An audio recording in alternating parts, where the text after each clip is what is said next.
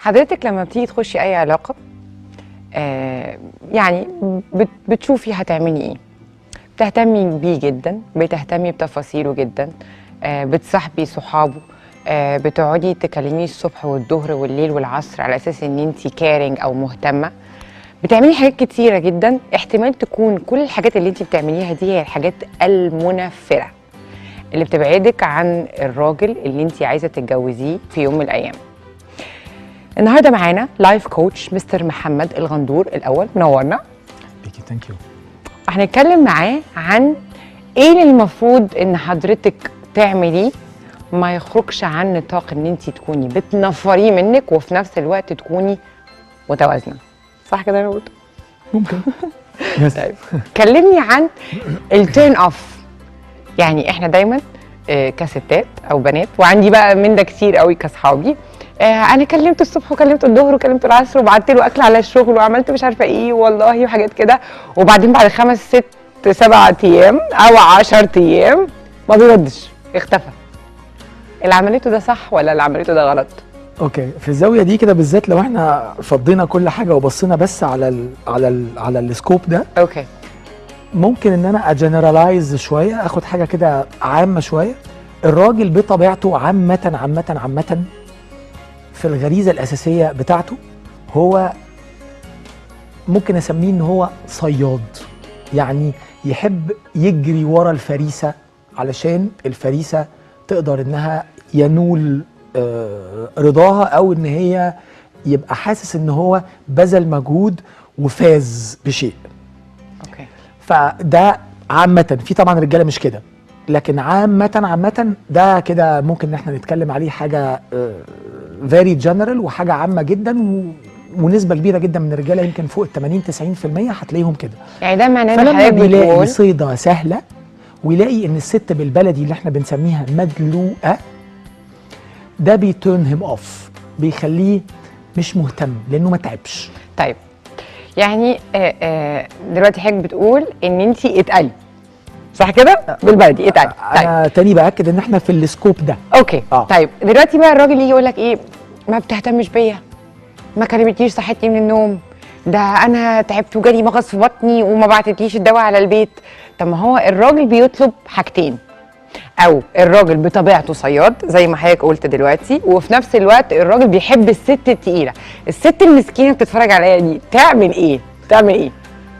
طيب بعتقد والله اعلم، لان احنا بنتكلم في المجمل جدا، فبس المثال الخاص قوي بتاع ما سالتش عليا وما جابتليش الدواء والحاجات دي، ده هيبقى غالبا راجل مش من ال 90% اللي احنا بنتكلم عليهم. اوكي، ده هيبقى راجل تربيته في البيت اصلا وهو كطفل كان متعود على الام البامبرنج اللي هي دايما فيري كيرنج وبتراعيه دايما وبتجري على راحته جدا فبيبقى دايما ساعات الراجل ده بيبقى عاوز ام تانية، فبيبقى دايما شايف في الست انه عايز حد زي امي تكير اباوت مي وتخلي بالها مني جدا، زي ما كانت امي بتكير اباوت مي وكانت بتخلي بالها مني. بتتكلم عن الراجل الشرقي ولا بتتكلم عن الراجل الاوروبي ولا بتتكلم عن راجل ان جنرال؟ بتكلم عن راجل ان جنرال. ان جنرال صياد. ان جنرال صياد. اتقلي يعني مستر محمد الغندور بيقول لك اتقلي بلاش 90 مكالمه في اليوم.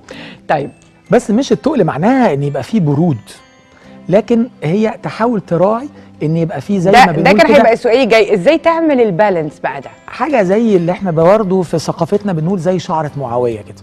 الشعره دي زي ما كأن كده في ما بيني وما بين حضرتك شعرايه، فلو انا شديتها قوي فانت المفروض ان انت هتيجي في ناحيتي، ولو انت شدتيها قوي انا هاجي في ناحيتك. فاللي بيحصل في النموذج الاولاني خالص اللي حضرتك بداتي بيه، انه الست تبقى بتشد قوي، المكالمه الصبح والمكالمه الظهر والمكالمه بعد الظهر، واتغديت ايه في الشغل وقابلت مين في الميتنج وكان معاك ستات والستات قالوا لك ايه، وعماله بتشد في الشعرايه. فالراجل بيلاقي ان هو عمال مجروء، لا انا مش عايز كده. او كمان الراجل بطبيعته عنده كمان اهتمامات تانية كتير. بس معلش، لو انا هفترض دلوقتي حضرتك انا في حد مثلا في حياتي هكلمه الظهر مثلا او 12، وصلت الشغل اوكي يا حبيبي كله تمام مع السلامه، وكلمته الساعه 10 مثلا بالليل او 8 بالليل، ما هو ممكن يكون في التوقيت ده بقى خير الامور نركز الوسط بقى، برضه. نركز والنبي خير في التوقيت الأمور ده بقى الوسط في برضه. واحده تانية هتسال 20 مره، فهو يقول لك لا ده انا هروح للي بتسال عليا 20 مره، لانه دي ما بتسالش عليا خالص. لو احنا بقى في كومبيتيشن بهذا الشكل واحنا لسه في بدايات العلاقات، اوكي. فما هو خير الامور الوسط، مش لازم يا اما مكالمه كل ساعه او نص ساعه، يا اما مكالمه واحده الصبح وواحده الساعه 10 بالليل. يعني يعني عدد المكالمات المفروض يبقى صعب قوي ان احنا نحكم الحاجه دي بالعدد. اوكي. انما ان يبقى في حاجه وسطيه، وبعدين على حسب هي العلاقه بقى لها قد ايه. وتاني موضوع الشعرايه ده موضوع مهم جدا.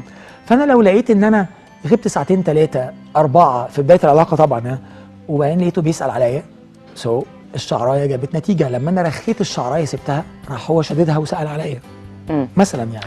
طيب ما سالش عليا، ده معناه ان هو حصل له قفله مني؟ مش شرط خالص، مش شرط خالص، مش شرط خالص. يعني طبعا احنا برضو كده بنتكلم في العام جدا، مش عارفين نمسك مثل نتكلم عليه. أوكي.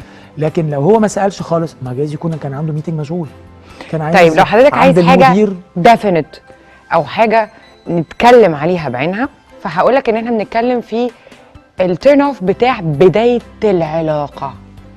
احنا النهارده لسه بنتعرف على بعض، فعاده التليفونات والسؤال بيبقى يعني الليفل بتاعه عالي شويه، بنكلم صحيح. بعض كتير شويه، لان صحيح. احنا ما نعرفش بعض، فبنتعرف على بعض من صحيح. خلال لقاءات نعم. كده 1 تو 1 او التليفون. بالظبط. وبعدين بنلاقي بقى انه لو انا اكتشفت ان الراجل ده هو اللي انا عاوزاه، فببتدي احب واهتم وحركات. اوكي. طبعا. بنلاقي بقى الراجل بايه، بيهدى، الريتم بتاعه او المود بتاعه او التوناليتي بتاعته ايا كان الديفينيشن بتقع مني. مع الوقت انا بشد الشعره، ومع الوقت هو بقى باشا وحاطط رجل على رجل. ده بيحصل ليه؟ في المثال ده بالذات احنا برضو ما نقدرش نعرف هل هو علشان الشعره اتشدت قوي فهو مش لاقي ان هو صياد، ممكن يكون، وممكن لا، ممكن يكون هو كان يعني لو الست شافت ان هو بيميت كل الاكسبكتيشنز بتاعتها وعجبها جدا وخلاص هي بدات انها تشعر بقى بالحب هو شاف حاجه مش شايفها فيها، فممكن يكون this is one of the reason. فهو مش انها شد قوي فهو بيرخي عشان هو مش انه صياد السبب الاولاني، لا، ممكن يكون السبب ان هو مش شايف الموضوع فيها، هو مش شايف، هي شايفه من طرفها، بس هو بالنسبه له فيها شويه حاجات عامله له. زي ايه بقى؟ ايه اللي بيقفل الراجل عاده او عامه من دي الست؟ حاجات كتيره قوي. دي حاجات كتيره قوي. احنا كلنا مبنيين باحجار اساس. عندنا حاجه اسمها البيليف سيستم، السيستم المعتقدي بتاعي. الحاجات دي بتتكون في شخصيتنا من واحنا صغيرين جدا جدا جدا جدا. فانا مثلا شفت طنط فلانه عجبتني قوي، كانت صاحبه ماما، صاحبه مامي، وهي صاحبه ماما دي بتبقى ماما وصاحبه ماما كارثه من الكوارث مثلا. فانا ممكن ان انا اشب على الشيء ده، ان انا بحلم بان زوجتي تبقى زي الست دي. طنط فلانه دي عجباني قوي، ويفضل هذه الصوره راسخه زي النقش على الحجر كده بتاع التعليم في الصغر. انا اتنقش على الحجر بتاعي وانا لسه طفل صغير ان دي الست المثاليه. وبعدين بعد كده بعديها بشويه طلعت لقيت فيلم فيه ممثله علانيه شبه طنط فلانه دي، راحت مأكدالي على الصوره اللي بتاعتي. وبعدين شفت فيلم تاني ايوه، فببقى حاطط قدامي ان ولا واحده تنفع الا اللي هتمثل لي النموذج ده، صح كده؟ مثلا. لكن احنا عندنا عامل الغيره من الست للراجل، ممكن تقفل الراجل ولا لا. عندنا عامل النجاح، لو انا النهارده عرفت واحده انجح مني اكثر نجاحا، ده بيقفل ولا لا؟ طبعا للراجل، ومش بس الشرقي، للراجل بوجه عام. الراجل في الطبيعه بتاعته، في المفهوم بتاع القوه، انا القوه، والست الامومه والانوثه والضعف. مع ان الست قويه جدا جدا، اقوى من الراجل، حتى لو بنتكلم عن استحمالها للحمل والولاده وبتشتغل وبتذاكر للاولاني وبتشوف الاهم التاني. مظبوط. لكن في المفهوم الاساسي بتاع التستوستيرون اللي مبني عليه الراجل، انه انا العضلات وانا القوه، بيبقى في مفاهيم كتيره جدا مغلطها وعامل لها ميكسنج بالقوه البدنيه. فانه انا لازم تبقى عندي الوظيفه الاقوى او الاكبر او الانجح. مفهوم القوه عنده بيتلخبط كتير. فده معناه انه لو هو النهارده بيتعرف على واحده ست واكتشف مع الوقت البسيط بعد عدد من المكالمات انه الست دي انجح منه، احتمال يكون هو ده التيرن اوف. في اكتر من 95% نعم. في بقى 5% او انا مش صح قوي ان انا بحط نسب كده، المفروض ان انا هي نسب قليله بيبقوا عاوزين ده. لو هو كان عنده في البيليف سيستم بتاعه ماما كانت كده، اوكي، فهو هيتشد للست اللي كانت ناجحه كده زي ماما، عشان هو شاف نموذج في البيت مثلا يعني انه بابا كان هو شويه مش ناجح زي ما كانت ماما هي ناجحه وقويه، القويه الكارير وومن اللي هي اللي بتأمر وتنهي في البيت والذي منه حاجات من دي. في كتير من اللي هم اتربوا في البيئه دي البيليف سيستم بتاعه ان ده البيت، هو بيلاقي الامان في الحاجه اللي هو كان بيلاقي فيها امان وهو طفل. طيب بما ان حضرتك دلوقتي كلمتني عن ماما كتير جدا، فانا عايزه اسال حضرتك هل المفروض الست لما تيجي تدخل في علاقه مع راجل، هو احنا بطبيعه المجتمع بتاعنا الشرقي العربي انا مش هعرفك كده، فانا هل المفروض ان انا اول لما ابتدي العلاقه اقول لك اتفضل تعالى عندنا في الصالون، ولا بتبتسم مش عشان ده انا عارفه ان ده بيحصل يعني بنسبه كبيره جدا، ولا هل انا ممكن ابتدي افكر ان هي تبقى علاقه محترمه لمده ايام عديده جدا، ابتدي اجمع نفسي واشوف الصوره، اكون صوره الراجل اللي قدامي عبر التليفون ممكن، وبعدين اجي اقول له تعالى في الصالون. انا عارف ان تعالى في الصالون دي مش تيرن اوفر، يعني بتوديهم ما بتجيبهمش تاني. برضه بوجه عام الاستعجال في الامر ده كانه انا بشد الشعر جامد قوي، تعالى عندنا شوف بابا أيوة وماما. يعني الراجل هو اللي المفروض يبروبوز ولا الست هي اللي تقول له تعالى اقعد عندنا في الصالون؟ تاني هرجع اقول علشان قصه الصياد ففي المجتمعات العامه الاشمل والاعم الراجل بيبقى دايما شايف ومبني على كده ومتربي على كده وشاف كل حاجه حواليه كده. لا لا لا لا، في المجتمع المصري الست هي لازم تقول له تعالى اقعد في الصالون كل جاتوه واشرب شربات، وانا مش هينفع اكمل بالطريقه دي. الكلام ده انا مش معترض عليه، انا ده موافق عليه. ما هي مش هتقعد تستناه لان هو ممكن يبقى بلط او ممكن يبقى عنده كوميتمنت مشاكل عنده مشكله في الارتباط في الارتباط. طبعا هيتطلب من الست انها تنكش كده تنغص كده تعالى في الصالون ماما. والستات عندها وسائلها وهم كلهم، في ناس كتير منهم طبعا خيبانين وفي ناس مش خيبانين خالص. ايه رايك حضرتك في كده في قديم انا كنت هكشف في قديم الستات بتعمله ممكن يكون بيحصل او ممكن يكون ما بيحصلش. اصل انا متقدم لي عريس، ايه رايك في الموضوع متقدم لي عريس؟ مفقوسه الرجاله بيفهموها يعني الراجل كده لو كان شويه يعني بدا يتنجر شويه هيفقسها. الرجاله النوفس جدا البريئه جدا ما بتفقسهاش، بتصدق. اوكي، فبتتنحرر شويه. بص بقى، انا واحده ست وحضرتك واحد راجل وعايزه اجابه فير لان انا مش هسكت. ما تقلقيش. اوكي طيب فير مين فيهم الاكثر نكدا بامانه قبل الاجابه اهو، الست ولا الراجل؟ النكد دي قضيه كبيره قوي. يحب النكد كده وينكش كده يعني اديني ساعه خناق بدل ما تقول ليه لا اطلع عينك، يعني حاجات كده. النكد ده قضيه كبيره قوي قوي قوي قوي قوي يعني. النكد ده بيبقى موستلي في الاشمل وفي الاعم برضو جاي من فير، من خوف داخلي. يعني تعالي كده نشوف هي الست بتنكد في ايه، او اي حد بينكد، بلاش الست، اي حد بينكد عامه بينكد في ايه؟ هاتيلي كده جمله شهيره اي طرف من الاثنين بينكد وبيقولها، وتعالي هننكش وراها نلاقي انها باطنها فير. انت ما كلمتنيش كتير النهارده، ما سالتش عليا وانا تعبانه. حلو. فهي ليه بتشتكي من كده؟ هي عايزه ايه؟ انه يسال عليها، انه يهتم بيها. حلو. فهي خائفه من عدم اهتمامه بيها، هي خائفه من الوحده، هي خائفه من انها هي عندها خوف، عندها فير من انه انت ما تبقاش محتاج لي، او ان انا ما بقاش متعازه مرغوبه. فهو في الاخر لما دايما هنشوف كل الشكاوي هنلاقي انها فيها ليها إحساس روت من كوز. الخوف. احساس من الخوف، النكد خوف من فقدان ينتج شيء، عن فقدان الشيء. في انسكيورتيز وطبيعي معينة. جدا انه الست بتبقى الشق الضعيف او البارت الضعيف، فهي دايما بيبقى عندها احاسيس الانسكيورتيز ممكن بعدم تكون الامان. ممكن ان احنا نقول برضه عشان كده بيقولوا ان الست النكديه اكتر من الراجل، لان الراجل طبيعته قويه، لكن الست طبيعتها ضعيفه. يعني جنرالي سبيكينج ممكن يعني نمشيها ان هي يس. طيب لو احنا النهارده ستات بتتفرج علينا وعايزين يعرفوا ايه التبس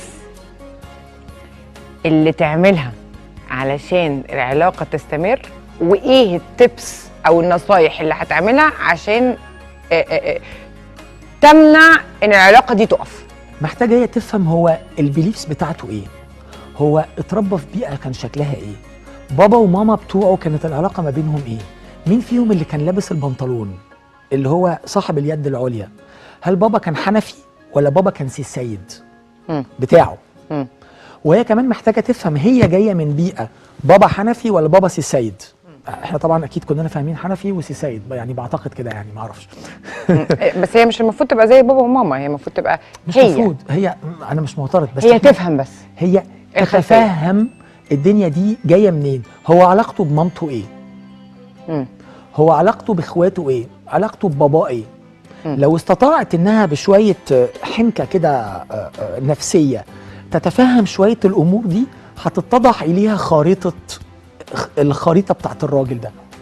هتفهم هو لانه يعني هو متوقع منها ايه، انها تبقى زي ماما، ولا هو مش طايق مامته في امور معينه، ولا هو بيحب مامته في امور معينه، هو علاقته بباباه ايه، هو باباه في البيت شكله ايه. طيب يعني التبس بتاعتنا، واحد ان احنا نتفهم الخلفيه، الباك جراوند بتاعته جدا، اهله واصحابه، باباه ومامته، كل الناس اللي حواليه، ونبتدي نمونيتور، نبتدي نشوف ده واحد. اتنين محتاجه تفهم هي كمان بقى هي البيليفز بتاعتها ايه. من ضمن المشاكل البسيطه قوي قوي قوي قوي اللي ممكن تطلع في الزواج، لو انا مثلا راجل متربي ان بابا كان في الجيش وبيجي البيت اسبوع في الشهر، وماما هي اللي كانت شايله كل حاجه، مذاكره باجتماعات مدرسه بالمدرسين بدروس كله كله كله كله، وبابا بيجي لنا اسبوع راجل كل همه انه يصرف على البيت كويس جدا جدا، وبيجي اسبوع يفسحنا في الجمعه والسبت اللي هو موجود فيه. حلو. فانا جيت والزوجه مثلا نشأة من بيت الاب كان راجل موظف بيروح الساعه 3 بالجورنال، وبابا موجود كل يوم على الغداء، وبابا متدخل في كل حاجه بتحصل، ويذاكر لنا رياضه وحساب وعلوم وبتاع بالليل، ونشرب الشاي مع بعض ونتعشى سندوتشات جبنه رومي وندخل ننام كلنا مع بعض. حلو. لو الراجل ده اللي هو بابا كان كده اتجوز الست دي اللي هي بابا بتاعها كان كده، هي هتبقى طول النهار شايفه ان انت مقصر، انت وما جيتش على الغداء، انت ما ذاكرتش لعيالك، انت تعرف عيالك في سنه كام؟ صح. هو انت تعرف عيالك في انهي مدرسه، ولا انت عمرك رحت شفت مدرس عشان تسال على ابنك عامل ايه؟ هو احنا بنشوفك. هو بالنسبه له انا على فكره بروح الساعه 9 بالليل كل يوم بعد الشغل، ببوس العيال في السرير، عمر ما انا ابويا عمل كده اصلا. اوكي. ده انا احسن من ابويا بكتير. يعني حضرتك كمان بتقول للسيدات اللي بيتفرجوا علينا انها في خلال اختيارها للراجل اللي عايزاه يبقى شريك حياتها، ان هي لازم يبقى متفق مع خلفيتها هي وتربيتها هي. صحيح؟ ولو انها استمالت حد وحد مال اليها وبقى فيه شويه علاقه حب ما بينهم، محتاجه تفتح الورق ده على الترابيزه، تقول له يا فلان انت على فكره كذا كذا كذا كذا، انا بابا كان كذا كذا كذا كذا. تفتكر ان احنا هنعرف نسوي الامر ده بالنسبه لي؟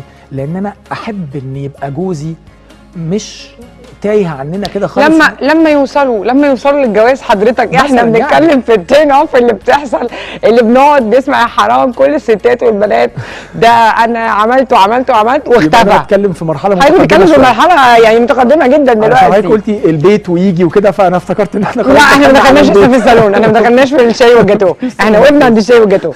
طيب دلوقتي احنا يعني ايه بقى الحاجات اللي عايزين نقول لها بطلي تعمليها؟ الزن، والكلام اللي بطلي، الدلع. الكلام اللي بتقعدي تقوليه وفاكره ان هو اللوم. اللوم. ما أوكي. سالتش عليا، انت ما كلمتنيش، انا كلمتك 3 مرات وانت ما كلمتنيش باك، اوكي. انت ما شفتنيش بقالك يومين، انت كل حاجه عندك الشغل الشغل الشغل الشغل.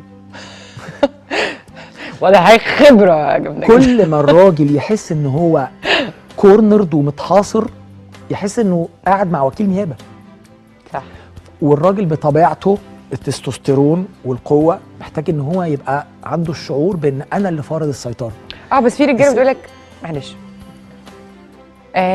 ما دلعتنيش، ما حسيتش ان هي واحده ست قوي، بتتكلم قليل، مش مهتميه خالص، ده نهى بنت خالة طنط عمة مش عارفه مين كانت بتكلمني والله العظيم، كانت بتكلمني 10 مرات في اليوم، ما بتكلمنيش خالص. ما هو تاني احنا دايما مش المكالمه الصبح و10 بالليل ولا شد الحبل على طول. عشان كده انا دايما بقول موضوع الشعره دي، انه لما هو يشد انت ترخي، لما هو يرخي انت تشدي. فنبقى نبالانس الدنيا، والست الشاطره اللي تفهم الراجل ان هو اللي سايق.